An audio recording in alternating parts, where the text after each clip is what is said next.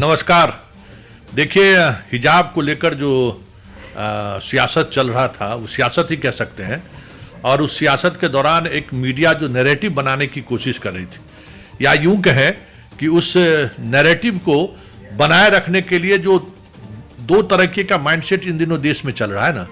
एक माइंडसेट है कि भाई सेक्युलरिज्म के साथ बने रहने चाहिए तमाम जो गंगा यमुनी संस्कृति है, एक माइंडसेट वो है। दूसरा माइंडसेट दोनों समुदाय में, चाहे वो हिंदू हो या मुसलमान हो, वहाँ एक अलग माइंडसेट काम कर रहा है। इस पूरे हिजाब वाले मामले में हम पत्रकार बिरादरी भी इस दो तरीके के माइंडसेट में बटे हुए थे। लेकिन बड़ा सवाल ये है कि लड़की के दोस्त के माध्यम से अभी तक चीज़ें कम्युनिकेट हो रही थी मीडिया के बंधुओं को कि भाई वो ज्वाइन नहीं करेंगे, वो बहुत परेशान है। भाई कौन है नहीं है, किसी मीडिया ने आधिकारिक तौर पर नहीं कहा, एक पत्रकार के हवाले से कहा गया। और आज उसकी एक दोस्त सामने आती है कि कल वो ज्वाइन कर देगी। क्या ये सरकार के दबाव में यह आया बयान है या फिर इसके पीछे भी कोई सियासत है? क्योंकि जो कुछ भी हिजाब को लेकर चल रहा है और राष्ट्रीय फलक पर जो दिखाने की कोशिश हो रही है, भाई जितने सेक्युलरिज्म के नाम पर पॉलिटिक्स करने वाले लोग हैं, ओवैसी से लेके राहुल गांधी से लेके तेजस्वी और लालू तक, इस पर कोई बयान नहीं आया है।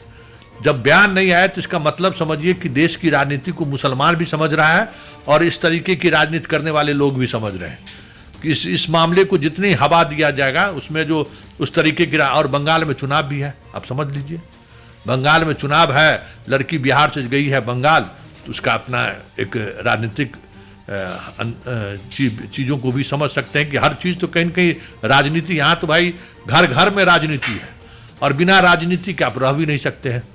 तो डॉक्टर साहिबा आ रही हैं, कल ज्वाइन कर रही हैं।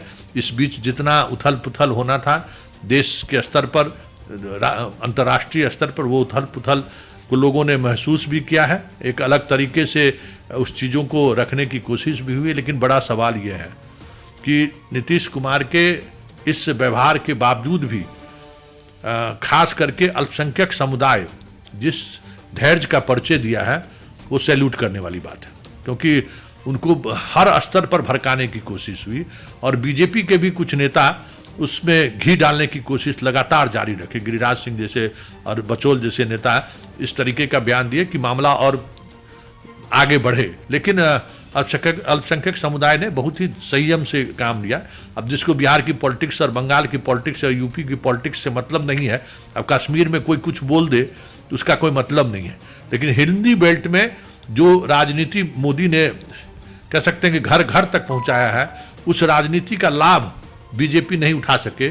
इसमें जो मुसलमानों की जो भूमिका रही है वो काबिल तारीफ रही है। जरा सुनिए क्या कह रही हैं उसकी दोस्त, जिस वजह से कह रही हो, दबाव में कह रही हो या फिर वजह कुछ और भी हो, लेकिन वो अपना बयान देके कमोबेश इस मामले को शांत करने की जरूर कोशिश की। चलिए रोल। नुसरत जी की बैचमेट हैं आप, बिल्किस जी, क्या लग रहा है नुसरत जी कब ज्वाइन कर रही थी? मुझे खबर मिली है कि वो कल ज्वाइन कर रही है। अच्छा, कल कितने बजे खबर मिली है? कल का खबर कितने बजे ज्वाइन करेगी ये मुझे नहीं पता, बस खबर मिली है कि ज्वाइन करेगी कल। आप उनकी क्लासमेट हैं? जी। अच्छा, नुसरत के बारे में और क्या जानती हैं, चूंकि आप क्लासमेट रही? हाँ, वो हमेशा वैसे ही पर्दा में रहती थी जैसे वहाँ पे आप लोगों ने देखा, बस जो लोगों ने पहले चेहरा देखा। जो हिजाब प्रकरण हुआ उसे किस तरह से देखती? गलत किया, ये तो गलत हुआ, क्योंकि आप किसी को भी हक नहीं है कि किसी के जिस्म को छुए, वो डायरेक्टली हो या इनडायरेक्टली। अरे जिस्म को थोड़ी छोड़ दिया। अरे कटिए तो